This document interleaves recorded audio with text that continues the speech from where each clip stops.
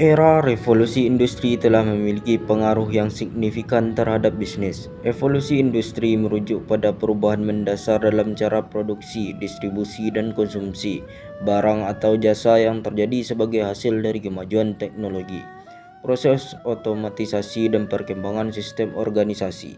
Berikut ini beberapa pengaruh utama era revolusi industri terhadap bisnis. Yang pertama, perubahan dalam produksi. Era revolusi industri seperti revolusi industri 4.0 telah menghadirkan teknologi canggih seperti Internet of Things, IoT, kecerdasan buatan, AI, robotika, dan otomasi yang mampu meningkatkan efisiensi produksi dan produktivitas. Bisnis dapat memanfaatkan teknologi ini untuk mengotomatisasi proses produksi, mengurangi kesalahan manusia, dan meningkatkan output dengan biaya yang lebih rendah. 2. Peningkatan konektivitas. Kemajuan dalam teknologi komunikasi dan konektivitas telah memperluas jangkauan bisnis dan membuka peluang baru. Dengan adanya internet, bisnis dapat terhubung dengan pelanggan dan mitra bisnis di seluruh dunia dengan mudah. Hal ini memungkinkan bisnis untuk memperluas pasar mereka, menjual produk secara online, dan menjalin kemitraan global. 3. Perubahan dalam pola konsumsi. Revolusi industri juga telah mempengaruhi pola konsumsi. Konsumen sekarang lebih cenderung menggunakan platform digital untuk berbelanja, mencari informasi produk, dan berinteraksi dengan merek. Bisnis harus beradaptasi dengan perubahan ini dengan mengembangkan strategi pemasaran dan distribusi yang sesuai dengan preferensi konsumen. 4. Pengembangan bisnis berbasis teknologi. Era revolusi industri telah menciptakan banyak peluang bagi bisnis yang berbasis teknologi.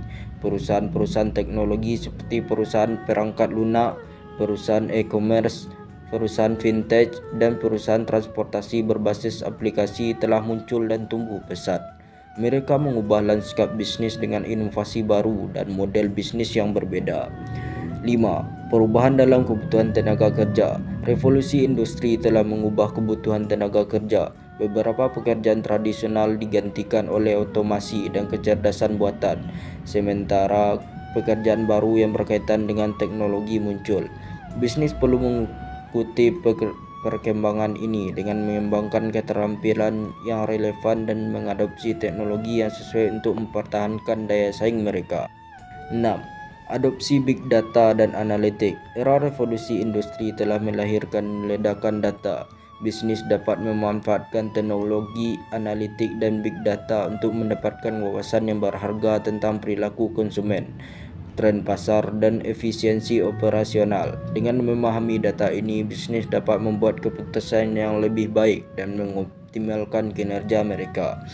Secara keseluruhan, era revolusi industri telah mengubah lanskap bisnis secara signifikan. Bisnis yang dapat mengikuti perkembangan teknologi, beradaptasi dengan perubahan konsumen, dan memanfaatkan peluang baru akan memiliki keunggulan kompetitif dalam era ini.